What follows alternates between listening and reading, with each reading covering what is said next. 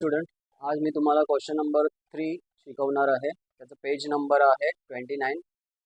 चला तर बघूया याच्यामध्ये कसं काय ॲडजस्टमेंट सॉल्व करायचे किंवा पोस्टिंग कशी करायची आहे. तर स्टार्टिंगला जसं मी सांगितलंय तुम्हाला, तुम्ही जेव्हा पण हा व्हिडिओ बघणार तेव्हा तुम्हाला तुमचं टेक्स्टबुक समोर ठेवून हा व्हिडिओ बघायचा आहे, तरच तुम्हाला हे समजणार आहे. तर पहिला बघूया आपण याच्यामध्ये ॲडजस्टमेंट कुठले कुठले आहेत, कारण आपल्याला टिकमार्क करायला लागते. सो याच्यामध्ये पहिलं ॲडजस्टमेंट आहे क्लोजिंग स्टॉकचं. तर क्लोजिंग स्टॉकला टिकमार्क करायची गरज नाही आहे. त्याच्यानंतर आहे दुसऱ्यामध्ये सांगितलं की Rucha and Julie withdrawn goods from business ₹3000 and 2000 for personal use. आता पर्सनल यूज म्हणजे काय, तर ड्रॉइंग्स. ओके, तर ड्रॉइंग्सच्या ॲडजस्टमेंटला पण आपल्याला टिकमार्क करायची गरज नाही आहे. तसंच एक गुड्सवाला पण ॲडजस्टमेंट आहे, तर गुड्सवाल्या ॲडजस्टमेंटला पण आपल्याला टिकमार्क करायची गरज नाही आहे. त्याच्यानंतर तिसरं ॲडजस्टमेंट आहे डेप्रिसिएशन. मग डेप्रिसिएशनमध्ये कुठले कुठले असेट दिले आहेत, तर मोटर व्हॅन आणि plant and machinery. Okay, motor van आणि प्लांट अँड मशिनरी हे दोन असेट दिले आहेत, तर त्यांना आपण ट्रायल बॅलन्समध्ये टिकमार्क करणार आहे. त्याच्यानंतर आहे चौथं adjustment reserve for doubtful debts. जर याचा शॉर्ट फॉर्म केला आपण तर RDD होतो. मग हे ॲडजस्टमेंट बॅड डेट्स आणि डेटर यांच्यामध्ये रिलेटेड असतं. मग आपल्याला बॅड डेट्स आणि डेटरला टिकमार्क करायचे आहे. जर ट्रायल बॅलन्समध्ये बॅड डेट्स नसेल, RDD असेल, तर RDDला टिकमार्क करायचे आहे. ओके, तर दोन यांना टिकमार्क करायचे आहे, RDD किंवा डेटर. RDD आणि डेटरला टिकमार्क करायचे आहे. त्याच्यानंतर आहे पाचवे ॲडजस्टमेंट आउटस्टँडिंग वेजेस. आपल्याला वेजेस बोललं आहे, तर आपण जर बघितलं ट्रायल बॅलन्समध्ये वेजेस आणि सॅलरी आहे, तर त्याला आपल्याला ते टिकमार्क करायचं आहे. आणि शेवटचं आहे goods of ₹6000 purchased on credit and credit sale. आता इथे दोन्ही पण बोलले आहेत, क्रेडिट परचेस पण बोललं आणि क्रेडिट सेल पण बोललं आहे. मग आपल्याला कोणाकोणाला टिकमार्क करायचे आहे, तर आपल्याला परचेस आणि सेलला पण टिकमार्क करायचे आहे. तसंच परचेसचं जे रिलेशन असतं ते सन्ड्री क्रेडिटर बरोबर असतं, म्हणून सन्ड्री क्रेडिटरला पण टिकमार्क करायचे आहे. तसंच सेलचं रिलेशन असतं ते डेटर बरोबर असतं, मग डेटरला पण आपल्याला टिकमार्क करायचे आहे. ओके, तसंच आपण बघूया आता सायलेंट ॲडजस्टमेंट काय आहे का. तर ट्रायल बॅलन्स बघू शकता तुम्ही. ट्रायल बॅलन्समध्ये जिथे ॲडव्हर्टाइजमेंट आपल्याला बोललेलं आहे तिथे ब्रॅकेटमध्ये 2 इयर्स लिहिलेलं आहे. ओके, ब्रॅकेटमध्ये 2 इयर्स लिहिलेलं आहे, तर त्याला सायलेंट ॲडजस्टमेंट बोललं जातं. मग त्याला पण आपण टिकमार्क करणार आहे. ओके, सो हे आता आपण ॲडजस्टमेंट टिकमार्क करून झालेले आहेत.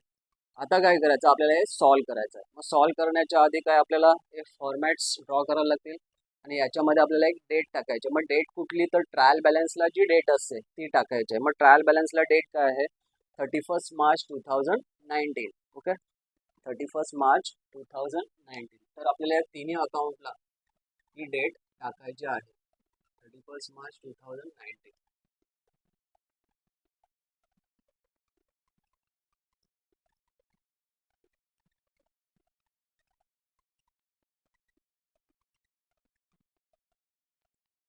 जर तुम्ही फॉर्मॅट बघितलं तर पहिलं आहे ते ट्रेडिंग अकाउंट आहे, दुसरं प्रॉफिट अँड लॉस आहे. प्रॉफिट अँड लॉसला जास्त जागा नाही म्हणून थोडंफार मी इथे पण ड्रॉ केलं प्रॉफिट अँड लॉससाठी.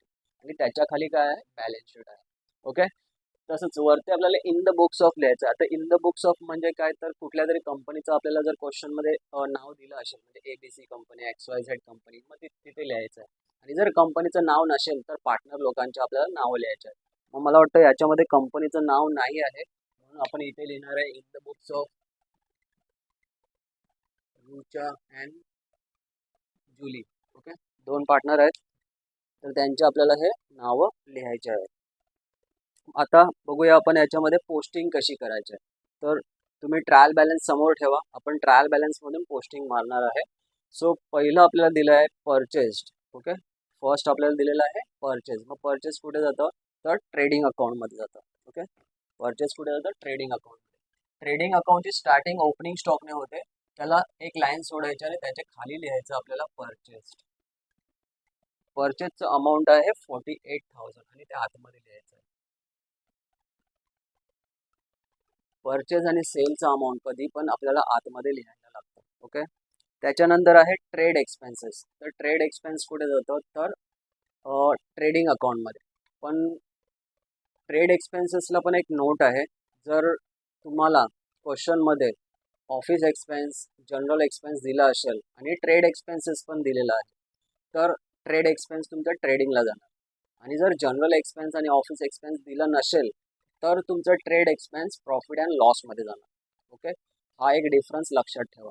तर ह्या क्वेश्चनमध्ये जर बघितलं आपण तर आपल्याला जनरल एक्सपेन्स दिलेला आहे आणि ट्रेड एक्सपेन्सेस पण दिलेला आहे. मग अशा वेळेला आपल्याला ट्रेड एक्सपेन्स ट्रेडिंगमध्ये टाकायचं आहे. जर जनरल एक्सपेन्स नसतं तर आपण ट्रेड एक्सपेन्स प्रॉफिट अँड लॉसमध्ये टाकला असतं. ओके, तो आपल्याला ते ट्रेड एक्सपेन्स ट्रेडिंगमध्ये टाकायचं आहे. मग किती अमाऊंट आहे त्याचं? 3000 direct out of side. Okay, त्याच्यानंतर आहे सॅलरी. सॅलरी कुठे जाते? Profit and loss. कारण सॅलरी एक ऑफिसवाला एक्सपेन्स आहे. सॅलरी कोणाला देतात? जे ऑफिसमध्ये एम्प्लॉई असतात त्यांना पेमेंट केलं जातं सॅलरीचं. मग सॅलरी काय? ऑफिस एक्सपेन्स आहे. ऑफिस एक्सपेन्स कुठे जातात? Profit and loss to salaries. Okay, याचं अमाऊंट आहे 4500. ओके, अमाऊंट आहे 4500.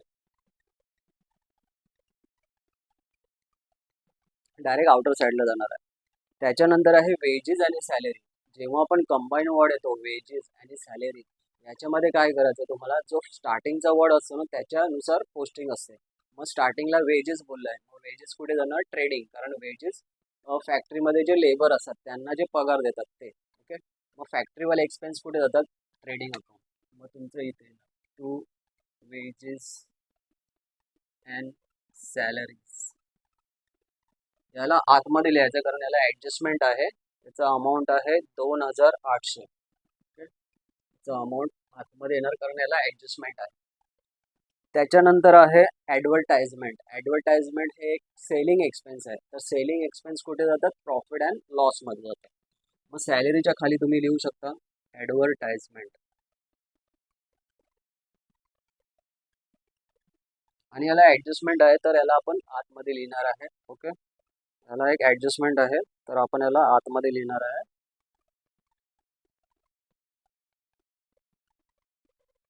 याला एक ऍडजस्टमेंट आहे तर आपण याला आतमध्ये लिहिणार.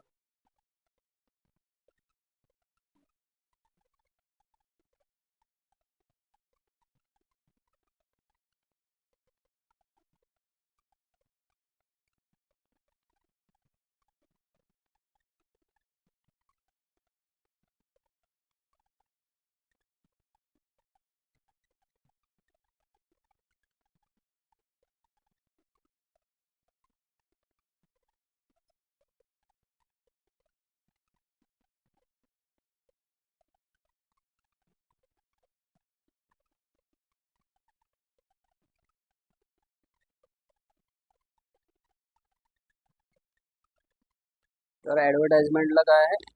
ऍडजस्टमेंट आहे तर त्याला आतमध्ये लिहिणार. त्याचा अमाऊंट आहे 4000. ओके, 4000 त्याची अमाऊंट आहे ते आतमध्ये लिहिणार आहे. त्याच्यानंतर आहे सेल्स रिटर्न. सेल्स रिटर्न हे सेल मधून मायनस होतं. मग सेल्स कुठे असतं? तर क्रेडिट साईडला असतं. मग इथे तुम्हाला लिहायचं आहे बाय सेल्स आधी. त्याच्या अमाऊंट आहे ते नंतर आपण लिहिणार आहे. त्याच्या खाली लेस सेल्स रिटर्न. आणि सेल्स रिटर्नचं अमाऊंट दिलं आपल्याला 8000 रुपये. ओके, 8000. त्याच्यानंतर आहे फ्री होल्ड प्रॉपर्टी. आता प्रॉपर्टी बोललं तर काय? असेट्स. मग फ्री होल्ड प्रॉपर्टी कुठे जाणार? Assets side.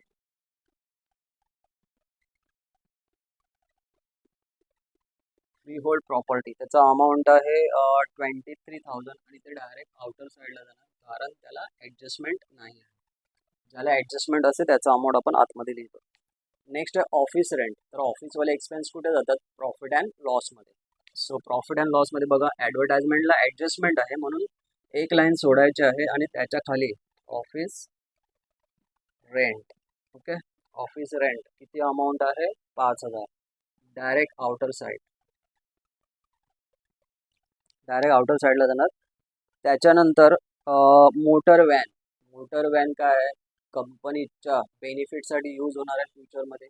कंपनीसाठी बेनिफिटसाठी यूज होतं ते काय असतं, असेट असतं, म्हणजे एक प्रकारे property. Okay, so motor van असेटला येणार आणि याला ऍडजस्टमेंट आहे, तर आपण याला आतमध्ये लिहिणार आहे. त्याचा अमाऊंट आहे 40,000, 40,000. ओके, 40,000. त्याच्यानंतर आहे स्टॉक.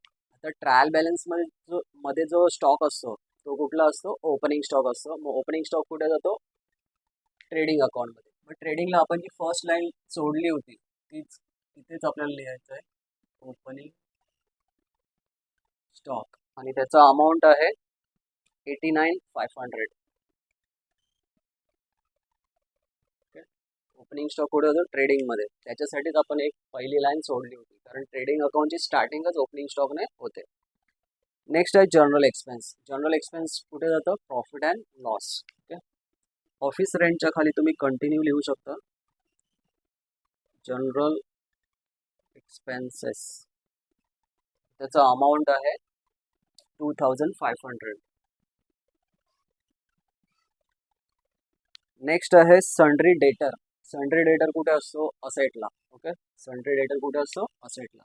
मोटर व्हॅनसाठी एक लाईन सोडायची आहे आणि त्याच्या खाली सन्ड्री डेटर, आणि त्याचा अमाऊंट आहे 62,000. ओके, त्याचा अमाऊंट आहे 62,000.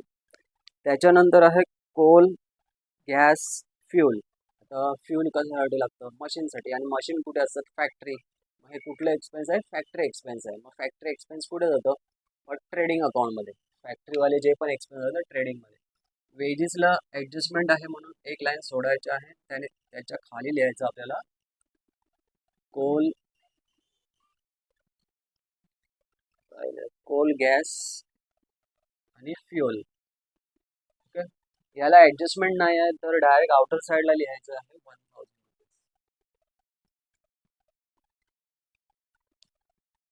त्याच्यानंतर आहे carriage inward.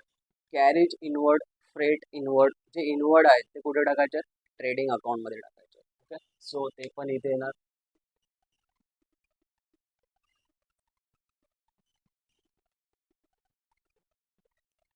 Carriage inward. Okay, त्याचा अमाऊंट आहे 800. कॅरेज इनवर्ड, जे इनवर्ड असतात ते ट्रेडिंगमध्ये येतात. माहिती लिहिलंय to carriage inward 800 rupees. Next आहे कॅरेज आउटवर्ड. तर इनवर्डच्या अपोजिट होतो आउटवर्ड. मग आउटवर्ड कुठे टाकायचे, प्रॉफिट अँड लॉस मध्ये. जनरल एक्सपेन्सेसच्या खाली तुम्ही कंटिन्यू लिहू शकता कॅरेज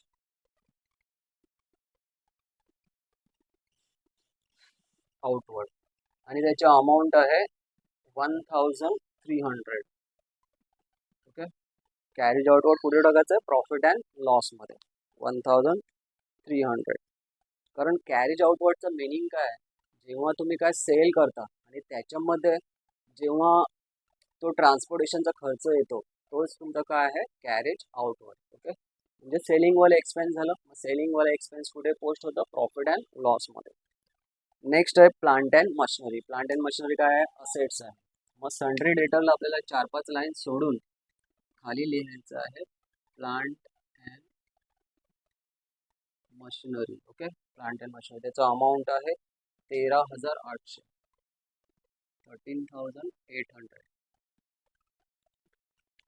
तर हे झाली आपली डेबिट साईड. आता आपल्याला क्रेडिट साईड बघायची आहे.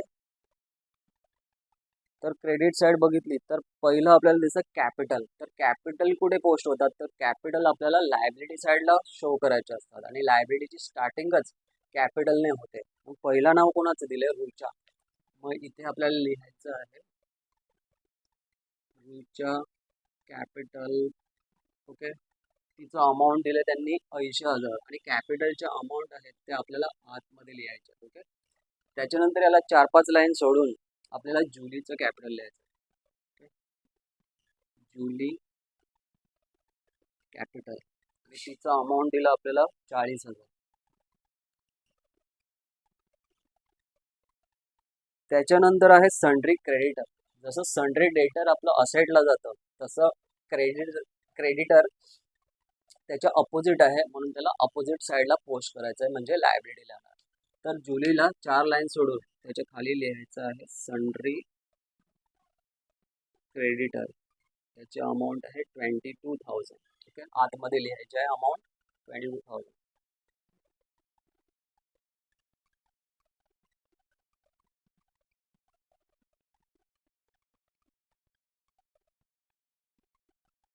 सन्ड्री क्रेडिटर 22,000 आतमध्ये लिहायचे. त्याच्यानंतर आहे सेल्स. सेल्स कुठे होतं? ट्रेडिंगमध्ये. ऑलरेडी आपण लिहिलेलं आहे, फक्त अमाऊंट टाकायची आपल्याला 1,48,000.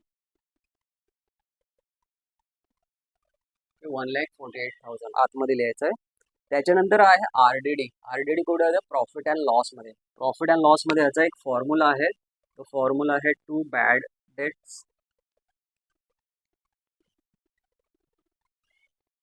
Dates plus new RDD plus पहिलं तर न्यू बॅड डेट्स, त्याच्यानंतर न्यू आरडीडी आणि एक लाईन सोडून मायनस ओल्ड आरडीडी. तर याच्यामध्ये जे फर्स्ट आणि जे लास्ट आहे ते आपल्याला ट्रायल बॅलन्स मधून भेटतं. मग आता जी आरडीडी दिलेली आहे ती तुमची ही आहे ओल्ड वाली, आणि तिचा अमाऊंट आहे 1,200 रुपये, 1,200. ओके. आणि जे न्यू आहेत ते न्यू कुठून? ऍडजस्टमेंट मधून भेटणार आहेत. ओके. नेक्स्ट आहे बिल्स पेएबल. बिल्स पेएबल कुठे येतं? लायबिलिटी. कारण पेएबल आहे, फ्युचरमध्ये आपल्याला पेमेंट्स करायचे आहेत, म्हणजे आपल्यावर एक प्रकारे कर्ज आहे. कर्ज म्हणजे काय? लायबिलिटी. सो इथे येणार ते क्रेडिटरला एक लाईन सोडून खाली बिल्स पेएबल. ओके. त्याचा अमाऊंट आहे 12,000 रुपये आणि ते डायरेक्ट आउटर साईडला टाकायचं आहे, बाहेर टाकायचं आहे. त्याच्यानंतर आहे परचेज रिटर्न. जसं सेल्स रिटर्न सेलमधून मायनस होतं तसं परचेज रिटर्न परचेजमधून मायनस. मग इथे आपल्याला लिहायचं आहे लेस परचेज रिटर्न. किती अमाऊंट दिली त्यांनी? 6,000 आहे. 48 मधून 6,000 गेले तर राहिले 42,000. ओके. तसं सेल्स जर बघितलं 1,48,000 मायनस 8,000 केले ते 1,40,000. तर ही झाली आपली ट्रायल बॅलन्सची पोस्टिंग. आता आपल्याला ऍडजस्टमेंट सॉल्व्ह करायच्या आहेत. तर बघूया. ऍडजस्टमेंटमध्ये तुम्हाला पहिलं ऍडजस्टमेंट दिलेलं आहे क्लोजिंग स्टॉक. ओके. क्लोजिंग स्टॉकचा पहिला इफेक्ट कुठे जातो? तर ट्रेडिंगच्या क्रेडिट साईडला. हे जे इफेक्ट मी आता सांगणार आहे ते तुमचे फिक्स्ड आहेत, चेंज न होत, फक्त अमाऊंट तुम्हाला वेगळे येणार. तर जेव्हा पण तुम्हाला क्लोजिंग स्टॉक भेटेल ऍडजस्टमेंटमध्ये, त्याचा पहिला इफेक्ट आपल्याला ट्रेडिंगमध्ये क्रेडिट साईडला पोस्ट करायचा आहे. ओके. ट्रेडिंगच्या क्रेडिट साईडला. आणि जर तुम्ही ऍडजस्टमेंट आता बघितलं तर तुम्हाला दोन अमाऊंट दिलेले आहेत, एक कॉस्ट प्राइस आणि एक मार्केट प्राइस. मग याच्यामधली कुठली घ्यायची? तर विच एव्हर इज लो, जी कमी आहे ती घ्यायची असते. मग कमी कुठली आहे? तर 88,000 कमी आहे. ओके. सो 88,000 आपल्याला इथे पोस्ट करायचे आहे. त्याच्यानंतर याचा सेकंड इफेक्ट जातो तुमचा असेट साईडला. ओके. सो असेट साईडला प्लांट अँड मशिनरीसाठी एक लाईन सोडायची आहे आणि त्याच्या खाली क्लोजिंग स्टॉक, त्याची अमाऊंट डायरेक्ट आउटर साईडला 88,000. तर क्लोजिंग स्टॉकचे दोन इफेक्ट, पहिला ट्रेडिंग अकाउंटमध्ये क्रेडिट साईडला आणि दुसरा येतो असेट साईडला. ओके. आणि दोन अमाऊंट दिले असतील तर विच एव्हर इज लो घ्यायचं. त्याच्यानंतर आहे Rucha and Julie withdraw goods. आता गुड्सवाले मोस्टली इफेक्ट कुठे आपल्याला ट्रान्सफर करायचे आहेत? ट्रेडिंगच्या क्रेडिट साईडला. ओके. सो इथे जी मी जागा सोडली आहे ती त्याच्यासाठी होती. मग इथे लिहायचं बाय गुड्स विथड्रॉन बाय, याला अंडरलाईन करायचं आहे. इथे लिहायचं बाय गुड्स विथड्रॉन बाय. कोणी विथड्रॉन केले? रुचा. रुचाने किती अमाऊंट? 3,000 आणि जुलीने किती? 2,000. या दोघांची टोटल केली ते होते 5,000. ओके. तर गुड्सवाले मोस्टली इफेक्ट्स जे आहेत ते आपल्याला ट्रेडिंगच्या क्रेडिट साईडला पोस्ट करायचे आहेत. त्याच्यानंतर मग आता याचा दुसरा इफेक्ट कुठे जाणार? हे जर बघितले आपण, पार्टनर लोक आहेत, मग याचा इफेक्ट कुठे आहे? पार्टनर्समध्ये, म्हणजे त्यांच्या कॅपिटलमध्ये येणार आहे. तर ऍडजस्टमेंट जर आपण बघितलं तर जेव्हा पण तुम्हाला बोललं जाईल टेकन केलं काय किंवा विथड्रॉन केलं किंवा जर पर्सनल यूज असे काय वर्ड आले तर त्याला ड्रॉइंग्स बोलतात. मग हे जी ड्रॉइंग्स आहे या कॅपिटलमधून मायनस करायचे असते. ड्रॉइंगचं काय पण असू दे म्हणजे इंटरेस्ट ऑन ड्रॉइंग असू दे किंवा ड्रॉइंग्स असू दे ती काय करायची मायनस करायची. तर आपल्याला प्रत्येक रुच्यामधून मायनस होणार इथे लिहायचं आहे लेस ड्रॉइंग्स किती रुच्याचे 3000 मायनस केले तर बॅलन्स येतील 77,000. तसंच इथे पण लेस ड्रॉइंग्स किती 2000. 40,000 मधून 2000 राहिले 38,000. अमाऊंट खालीच लिहायच्या बाहेर नाही टाकायच्या. ओके, हे झाले दोन इफेक्ट. पहिला गुड्सवाले मोस्टली इफेक्ट ट्रेडिंगच्या क्रेडिटला येतात. तसंच हे दोघं पार्टनर आहेत. जेव्हा आपण विथड्रॉन टेकन किंवा पर्सनल यूज असे जर वर्ड असतील तर त्याला ड्रॉइंग्स बोललं जातं. मग ड्रॉइंग्स आपल्याला कॅपिटलमधून लेस करायचे असते. ओके, त्याच्यानंतर तिसरे ॲडजस्टमेंट आहे ते डेप्रिसिएशन आहे. डेप्रिसिएशनचा मिनिंग काय तर जे आपले असेट्स असतात त्याच्या व्हॅल्यू कमी होतात म्हणजे आपल्याला काय लेस करायचं. मोटर व्हॅनमधून लेस करायचं आहे. किती पर्सेंटेज बोललं आपल्याला 5%. इथे लिहायचं आहे डेप्रिसिएशन @ 5%. जर 40,000 व 5% जर आपल्याला कॅल्क्युलेट करायचं झालं तर कसं करायचं तर 40,000 मल्टिप्लाय किती पर्सेंटेज 5 डिवाइड 100 का कारण पर्सेंटेज बोललेलं आहे. जेव्हा आपण पर्सेंटेज बोललं जाईल तेव्हा 100 घ्यायचं डिवाइड. 4 5 20 आणि ते 2 0 म्हणजे आन्सर आला 2000. तर आपण इथून 2000 मायनस करतो. 40,000मधून 2000 गेले राहिले किती 38,000. त्याच्यानंतर अजून कोणाचं नाव आहे तर प्लांट अँड मशिनरी आणि त्याचे पर्सेंटेज दिले 7. सो इथे लेस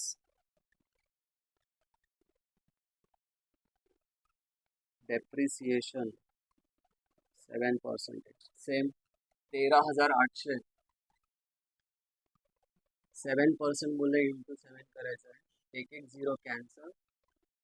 8 7 जा 56 5 बॉरो होतील. 7 3 जा 21 आणि 5 6 2 बॉरो होतील. 7 1 जा 7 आणि 2 9 म्हणजे 966. आता हे 13,800 मधून मायनस करायचे आहेत तर ते 4 3 17 मायनस 9 17 मायनस 9 केले तर 8.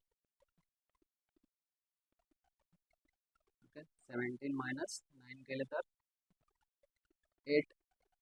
त्याच्यानंतर 12 म्हणजे 1 2 8 3 4. ओके, 1 2 8 3 4 हा बॅलन्स आला. हा झाला आपला पहिला इफेक्ट. जेव्हा पण डेप्रिसिएशन वर्ड येणार तेव्हा ज्यांची नावं दिलेली आहेत त्याच्यामधून आपल्याला लेस करायचं आहे. जसं मोटर व्हॅनमधून लेस केलं, प्लांट अँड मशिनरीमधून लेस केलं. मग याचा सेकंड इफेक्ट आपल्या जर असेटची व्हॅल्यू कमी होते तर आपल्या कंपनीसाठी काय आहे लॉस आहे.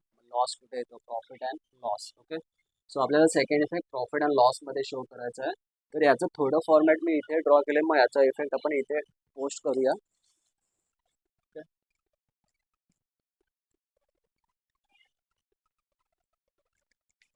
मग इथे येणार तुमचं to depreciation on. Okay, to depreciation on underline करायचं आहे. पहिलं आहे मोटर व्हॅन, दुसरं आहे plant and machinery. So motor व्हॅनमधून किती मायनस केले 2000. प्लांट अँड मशिनरीमधून किती मायनस केले 966. या दोघांची प्लस करायची म्हणजे 2966. ओके, सो इथे लिहायचं टू डेप्रिसिएशन ऑन अंडरलाईन करायचं आहे आणि जे पण असेट्स ज्या असेटमधून आपण मायनस केलं होतं ते इथे आपल्याला शो करायचं आहे. तर असे हे डेप्रिसिएशनचे इफेक्ट्स असतात.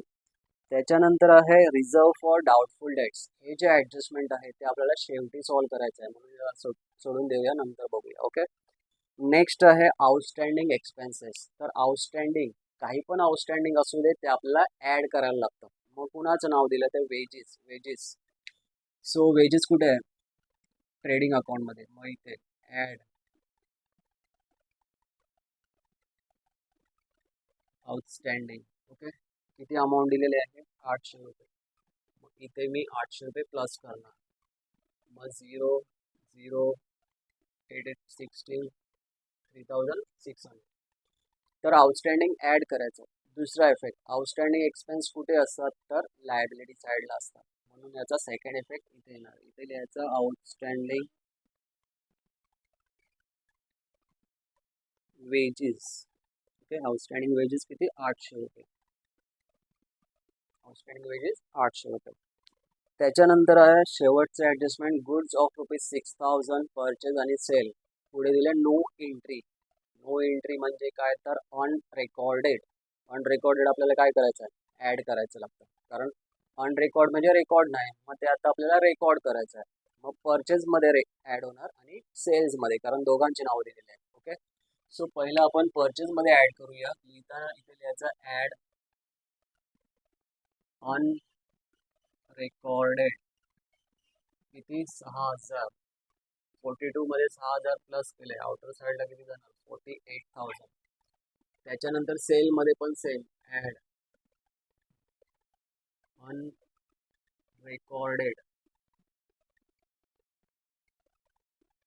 किती? 6000. 1,40,000 मध्ये 6 केले तर 1,46,000. ओके,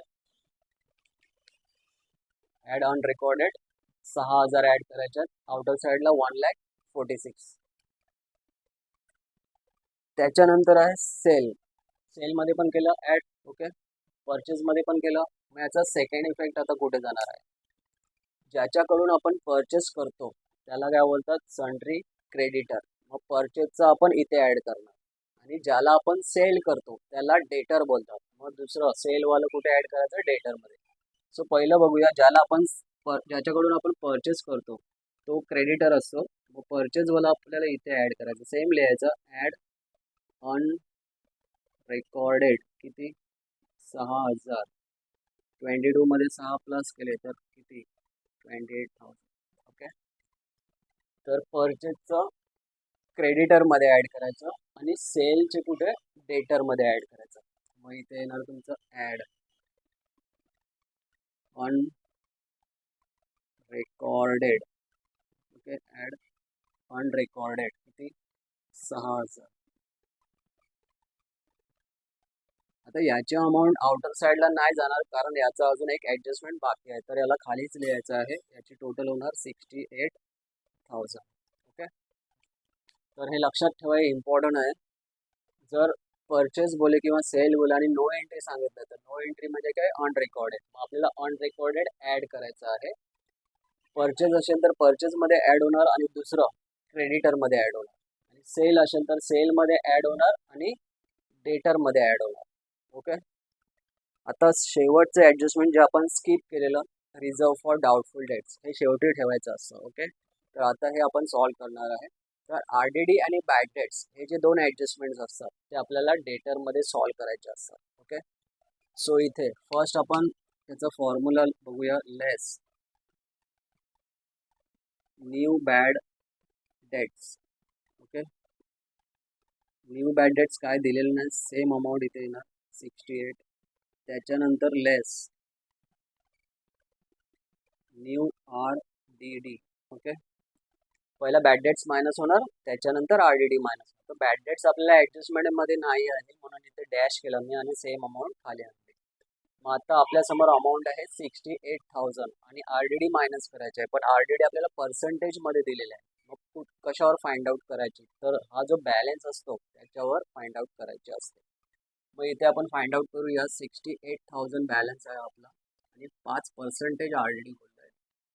तर 0 0 कॅन्सल, 5 0 0, 5 चा 40, 4 बॉरो होणार, 5 6 जा 30 आणि 34, 3,400. सो इथे आपल्याला 3,400 मायनस करायचे आहे.